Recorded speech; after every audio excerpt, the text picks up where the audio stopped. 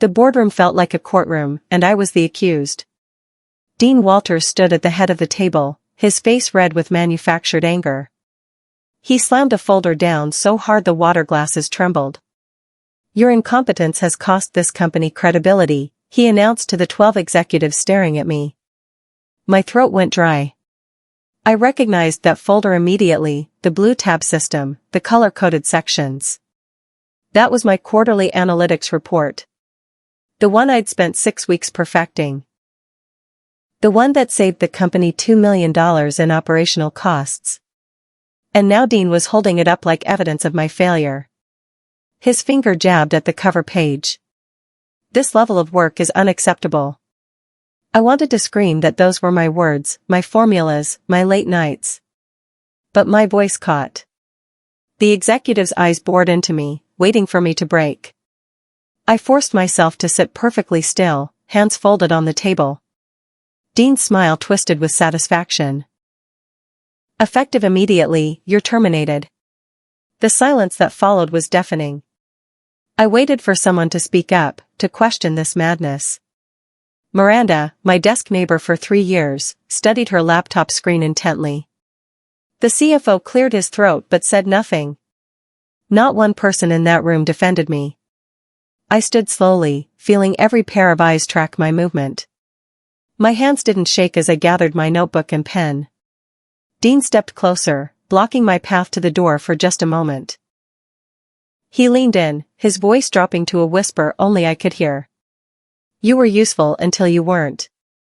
The words hit like a slap, but I refused to flinch.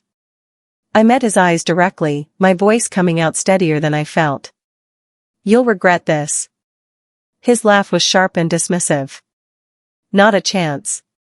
He moved aside, gesturing toward the door with mock politeness.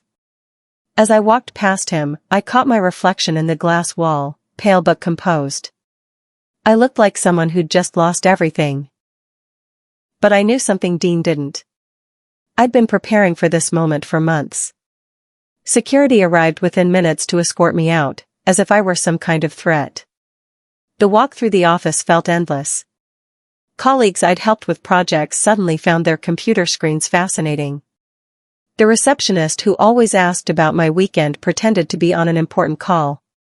I carried my small box of personal items, a coffee mug, my backup phone charger, a framed photo of my nephew. 3 years of my life reduced to objects that fit in a cardboard box. As the elevator doors closed on the familiar lobby, something inside me shifted. My mind began replaying every late night I'd stayed to fix Dean's disasters, every error-filled strategy I'd quietly corrected, every presentation I'd perfected while he took clients to expensive lunches. He fired me for incompetence. But the truth was, every success he'd celebrated had my name buried somewhere in the metadata.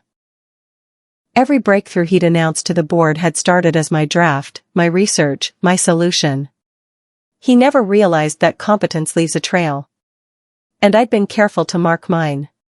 1 year earlier, everything had been different. I was the quiet analyst who arrived first and left last.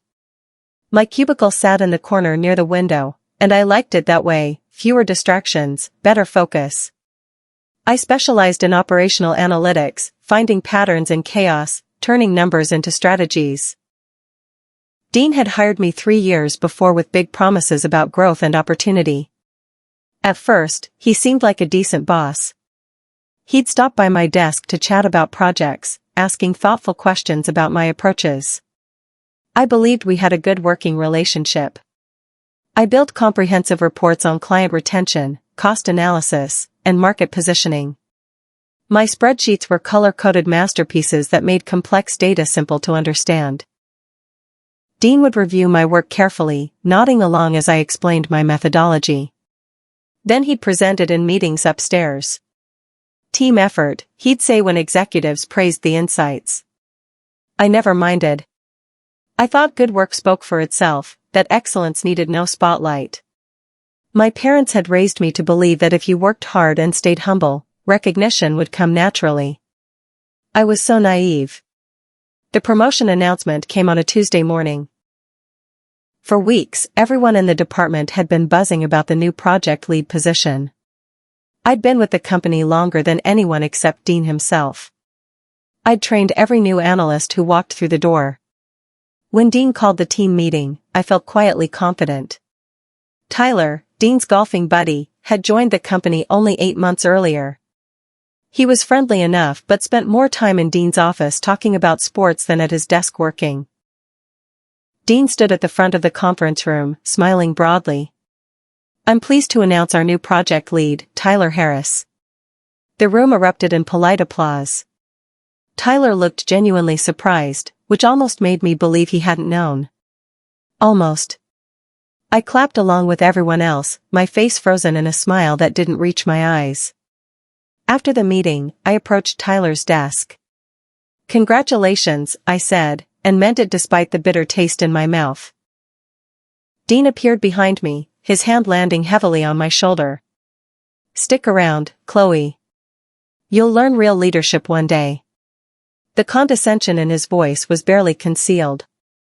I nodded and returned to my cubicle, that sting settling deep in my chest. The breaking point came 3 weeks later.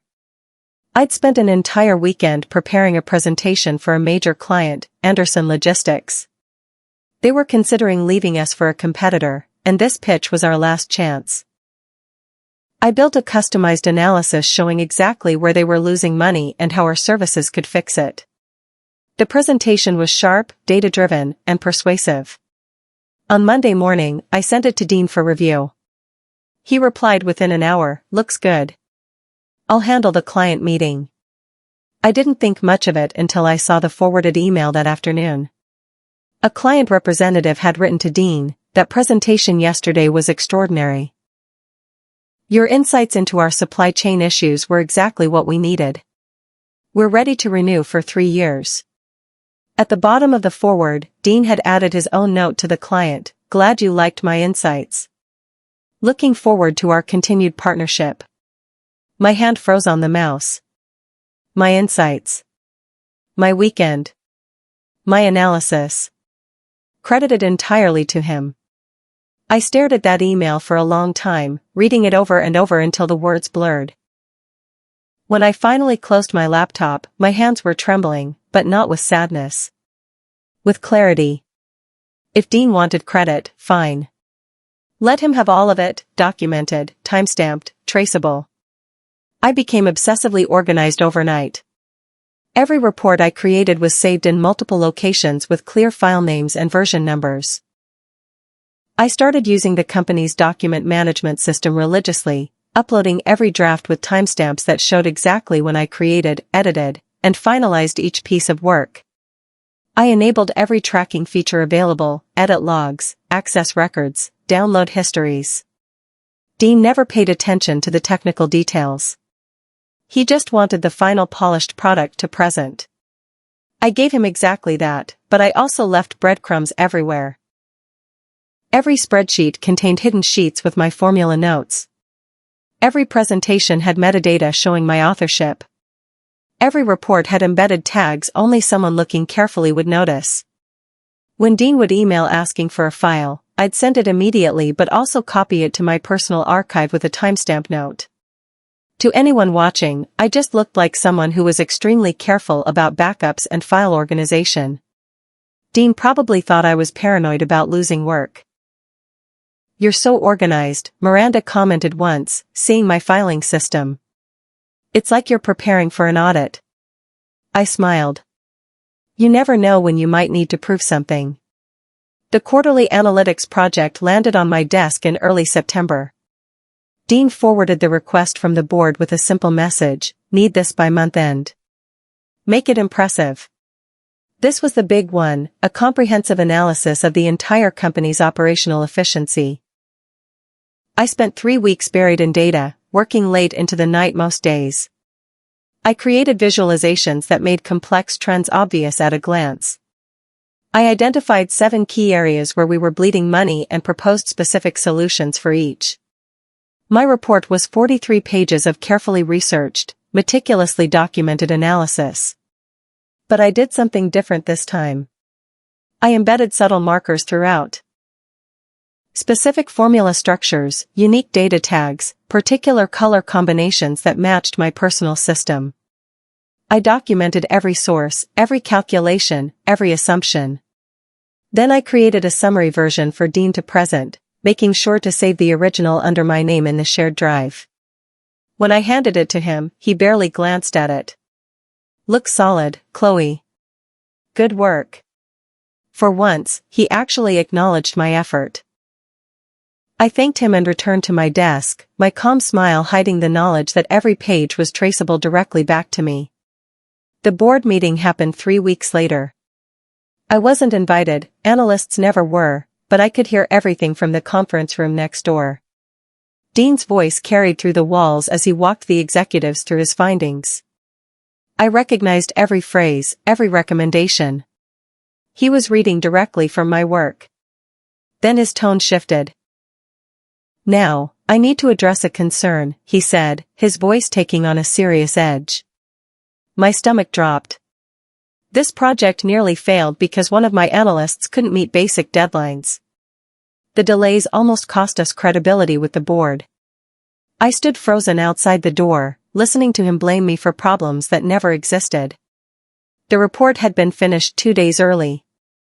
There had been no delays, no issues. He was creating a narrative.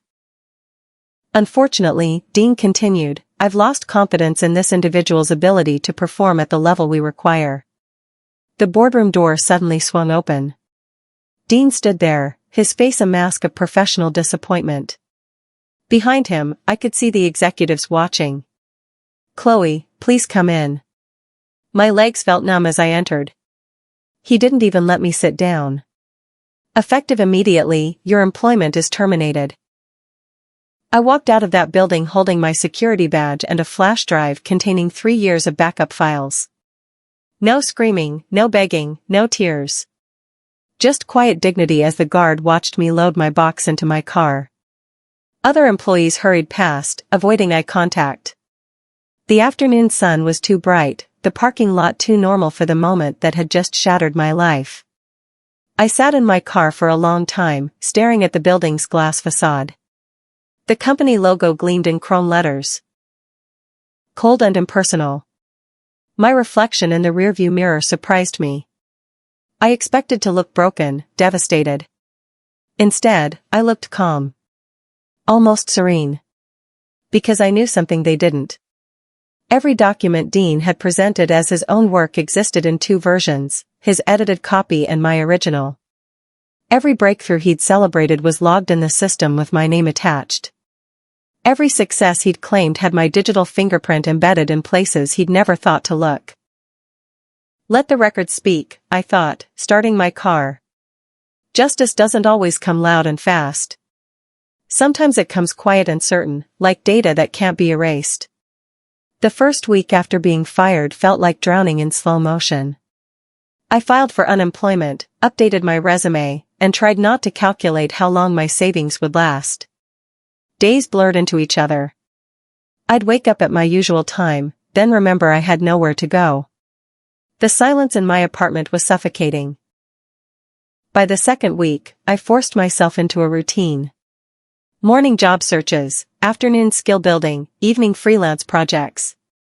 The freelance work paid poorly, small data analysis jobs for startups who couldn't afford full-time analysts. But it was honest work, and my name was on every report I produced. I stopped checking my former company's website after the first month. It hurt too much to see Dean's face on the leadership page, to read press releases about successful quarters that I knew came from strategies I'd developed. My savings dwindled. My confidence wavered. But every night, I backed up my files, organized my records, and held on to one certainty: the truth was documented, timestamped, and waiting. I just didn't know when it would matter. The email from Laura Preston arrived on a Tuesday afternoon in December, 3 months after my termination. I almost deleted it as spam before recognizing her name. Laura was a senior director at Anderson Logistics, the client whose presentation had started everything. "Hi Chloe," she wrote. "I wanted to reach out personally to thank you for those brilliant analytics you prepared for us last quarter. They completely turned our supply chain around. We've saved over $400,000 in 3 months. I read the message twice, my coffee growing cold beside me. I don't work at that company anymore, I typed back carefully. Her response came within minutes. What? Dean said you were still his lead analyst. He mentioned you by name when we renewed our contract. My hands trembled on the keyboard. Dean was still using my name to reassure clients while simultaneously erasing me from internal credit. The hypocrisy was stunning. He fired me in September, I wrote simply. For incompetence. There was a long pause before Laura's next message. Something doesn't add up here. No, I thought. It really doesn't. And apparently, I wasn't the only one who'd noticed. Word spread quietly through the business community. Laura must have talked to other clients because over the next few weeks, questions started circulating. I heard through former colleagues that clients were asking about me specifically, wanting to know if I was available for consulting. They'd noticed something strange. Dean's recent work looked different. Less polished. Less insightful. He was recycling my old reports, using the same templates, the same color schemes, even the same phrasing I'd used. To anyone paying close attention, it was obvious. The quality had dropped significantly, but Dean kept insisting everything was fine. He apparently told one client that his new team was adjusting to his high standards. But people in corporate circles talk. Patterns become visible. And when multiple clients independently ask about the same missing analyst, executives start paying attention. I didn't know any of this was happening in real time. I was surviving on freelance scraps, applying to jobs that never responded. But somewhere in those corporate boardrooms, people were beginning to wonder if they'd been lied to. The first crack in Dean's facade was forming, and he had no idea. The email arrived on a cold January morning, exactly 3 months and 2 weeks after my termination. The subject line read, "Urgent, documentation review required." The sender was someone I didn't recognize, Helena Briggs from Corporate Audit Division. My cursor hovered over the delete button. This could be anything, a scam, a mistake, some random compliance thing. But something made me open it. MS. Thanks, we are conducting a comprehensive review of operational reports produced by your former department. We request your cooperation in verifying authorship and methodology of several key documents from the past 18 months. Please reply to schedule a confidential interview at your earliest convenience. I stared at that email for 10 full minutes. Verification of authorship. Those 3 words changed everything. My carefully maintained files, my obsessive documentation, my hidden metadata, suddenly it all had purpose. I read the email twice more before replying with a simple message, "I'm available tomorrow at any time convenient for you." Then I opened my backup drive and began organizing 3 years of evidence into a clear, chronological narrative. If they wanted documentation, I'd give them documentation. Every file. Every timestamp. Every piece of proof that Dean Walters had built his career on my work. Dean strutted into the office that same morning with his usual confidence. I heard about it later from Miranda, who finally felt guilty enough to call me. He'd just closed another deal using one of my old client presentations. He was riding high, completely unaware that questions were being asked behind closed doors. The audit team had apparently been working quietly for 2 weeks, pulling files from the server, checking timestamps, comparing versions. Dean had noticed nothing unusual. Why would he? He'd been stealing credit so long it felt natural to him. According to Miranda, he spent most of that week in client meetings, leaving Tyler to handle the actual analytical work. Tyler was struggling badly without my support, but Dean seemed unconcerned. Let them check whatever they want, he'd apparently told Tyler when asked about some IT requests for file access. I've got nothing to hide. Miranda's voice had dropped to a whisper when she told me that part. Chloe, something big is happening. People are talking about an investigation. I didn't tell her I already knew. I just thanked her for calling and hung up, my heart beating faster than it had in months. The wait was almost over.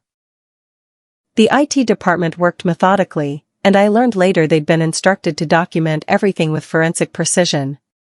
They pulled server logs showing every file creation, every modification, every access point. They examined metadata embedded in thousands of documents. Patterns emerged quickly. The investigator handling my case, a detail-oriented woman named Keisha Wu, told me months afterward what they'd found. Every significant report presented to the board over the past 18 months, every single one, had originated from my user account. The files showed clear creation timestamps under my name. Hours later, sometimes days later, Dean's account would access those files. His versions were always copies, with minor cosmetic edits and his name replacing mine. The evidence was overwhelming and indisputable. Digital records don't lie. But the audit team moved carefully, building an airtight case before confronting anyone. They interviewed clients who mentioned my name. They pulled email records. They checked version histories.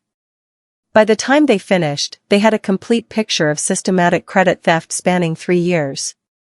The investigators maintained absolute secrecy.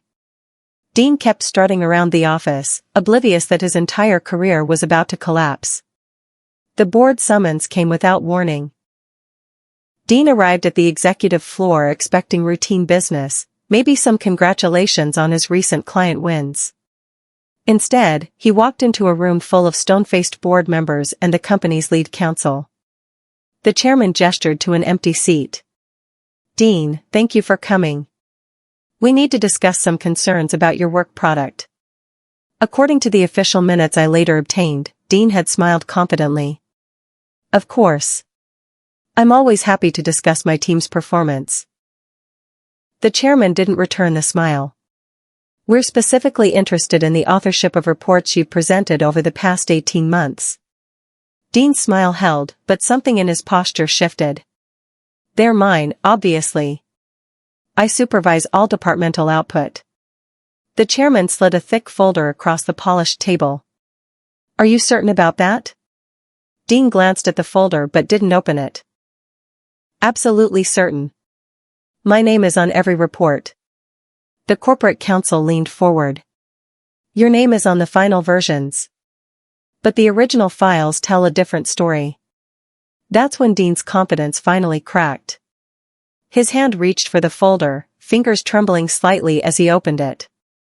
The first page was a detailed analysis chart showing file creation timestamps, user accounts, and modification histories.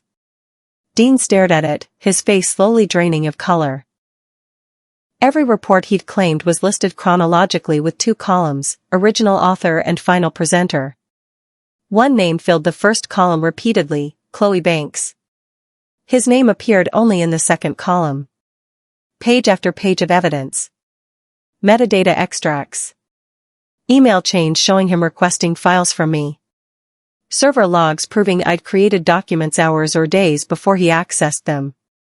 The IT director, who'd been sitting quietly in the corner, spoke up. "Mr. Walters, digital records show that every successful operational report in the last 18 months was originally created by Ms. Banks. Your versions were secondary files, copied from her originals with minor formatting changes." Dean's mouth opened, but no words came out. His carefully constructed empire of lies was crumbling in real time. "This must be some kind of error," he finally managed. "She worked under my supervision. Obviously her files." "She didn't work under your supervision," the chairman interrupted coldly. "According to multiple client testimonials, she trained you." Gasps rippled through the room. Dean looked around desperately, but found no allies. Just cold stares and disappointed faces. Dean's voice cracked as he tried to salvage the situation. "Look, there's been a misunderstanding about how we structure our team's work output," the chairman held up his hand. "Stop. We've spoken with clients who specifically praised Chloe's work.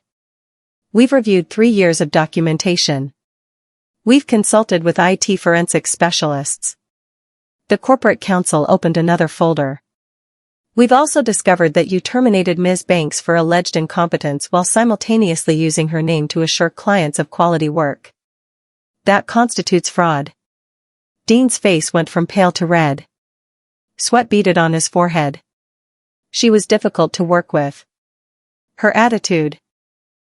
Her performance reviews show exemplary ratings, the chairman cut in. Until September, when you suddenly documented multiple false performance issues immediately before terminating her. The evidence was crushing him. Each attempt at explanation only made things worse. Finally, Dean slumped in his chair, silent. The chairman's voice was ice. Effective immediately, you're suspended pending a full investigation. Security will escort you out. We'll be in touch through counsel about next steps. Dean stood shakily, all his swagger gone. As he reached the door, he turned back one last time. You can't prove I intended, we have 3 years of proof, the counsel said simply. We can prove everything. The door closed behind him with a final click. My phone rang the next morning. Unknown number.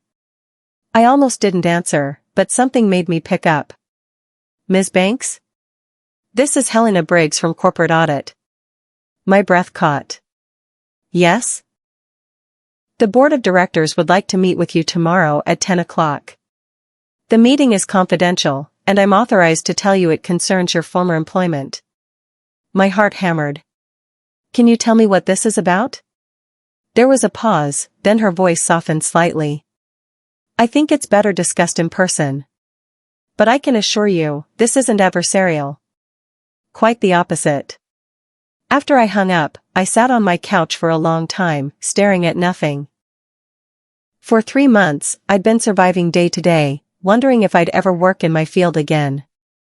Now the same company that fired me wanted a confidential meeting. I tried not to hope too hard. Hope had burned me before. But that night, I pulled out my interview outfit, pressed it carefully, and set my alarm. Whatever happened tomorrow, I'd face it with the same quiet dignity I'd maintained since the day they escorted me out. Competence doesn't need drama. It just needs to be undeniable. Walking back into that building felt surreal. The same marble lobby, the same elevator, the same hallways I'd walked as an employee. But everything had changed. The receptionist smiled warmly this time. The security guard nodded respectfully. The executive assistant who met me at the elevator treated me like an important visitor, not a fired worker. The boardroom looked different in morning light. The same table where Dean had humiliated me now held a completely different group. The chairman, 3 other board members, the CFO, and the corporate counsel. They all stood when I entered. The chairman extended his hand. Ms. Banks, thank you for coming. Please, sit. I took the same chair I'd occupied during my termination. The chairman's expression was serious but not unkind. Chloe, we owe you an apology. A significant one. He laid out everything they'd discovered, the systematic credit theft, the false performance documentation, the client deception. With each revelation, my vindication grew more complete. Your work, the CFO added, has been the backbone of this company's analytical strategy for 3 years. We should have recognized that sooner. I nodded, keeping my composure even as emotions swirled inside me. Integrity doesn't vanish, I said quietly. It just waits to be recognized. The chairman cleared his throat, clearly uncomfortable with what came next. Dean Walters has been terminated. His separation agreement includes a clause preventing him from working in this industry for 3 years. He'll also be required to issue corrections to any clients he misled about authorship. I absorbed this information with a strange mix of satisfaction and sadness. I'd never wanted to destroy anyone's career. I just wanted credit for my own work. There will be financial compensation for you, of course, the counsel said, sliding papers across the table. Back pay for the work he presented as his own, damages for wrongful termination, and a settlement for the reputational harm. The numbers on the page made my eyes widen. More than I'd made in 2 years of salary. We'll also be providing professional references that accurately describe your contributions, the CFO added. Several clients have already asked about hiring you directly. I looked around the table at these executives who'd watched Dean humiliate me without saying a word. They were trying to make it right, but the damage had been done. Trust, once broken, doesn't easily heal. Thank you, I said, meaning it despite everything. This means more than you know. But the chairman wasn't finished. There's one more thing we'd like to discuss. The chairman exchanged glances with the other board members before continuing. We're restructuring the analytics department. Tyler has already resigned. He admitted he wasn't qualified for the position he received. I stayed quiet, waiting. We'd like to offer you something different than standard employment, he said carefully. We're proposing a consulting contract. You'd rebuild the analytics department as an independent consultant, working through your own firm. You'd have complete authority over methodology, full credit for all deliverables, and your name on every report. I blinked, certain I'd misheard. You want me to return? Not as an employee, the CFO clarified. As a partner. Your expertise, your methods, your reputation. We provide resources and compensation. You maintain independence and ownership of your work. The idea was stunning. The same company that had fired me for incompetence now needed me so badly they were willing to let me rebuild an entire department on my terms. I'd need that in writing, I said slowly. Every detail. Every protection. Every guarantee. The council smiled slightly. We anticipated that. The contract is ready for your review. She pushed a thick document across the table.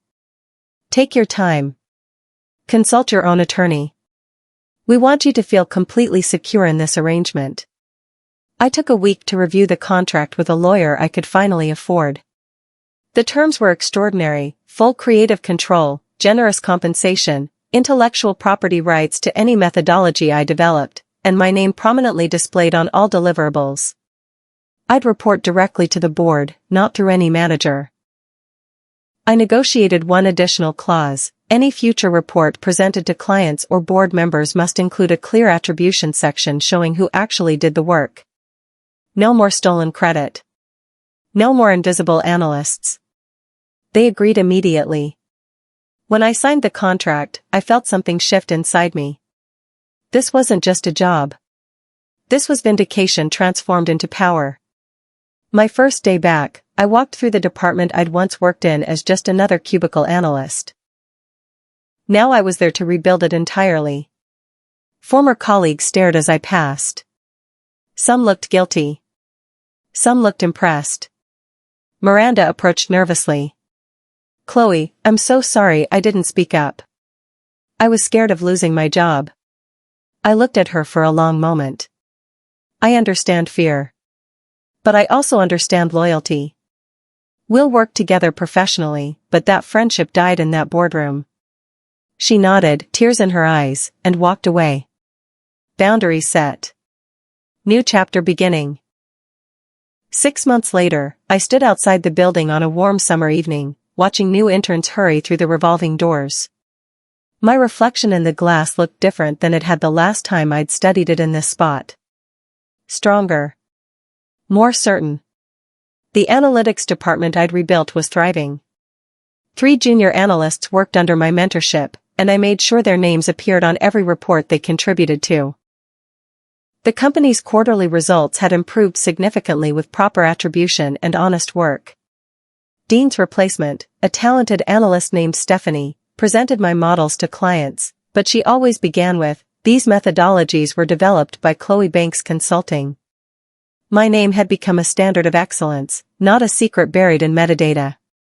Clients requested me specifically. Industry publications interviewed me about my approaches. The work I'd done in shadows for years was finally in the light where it belonged. I whispered to my reflection, he fired me for incompetence. But the truth is, he just couldn't stand competence that didn't worship him. I turned away from the building, my voice steady and calm. Competence leaves a trail. It marks every file, timestamps every idea, and signs every breakthrough. You can steal credit, but you can't steal the evidence. And eventually, the trail leads home. I walked to my car, my head high, ready for whatever came next. Because I'd learned the most important lesson: your value doesn't depend on whether others acknowledge it. It depends on whether you can prove it. And I could prove every single word,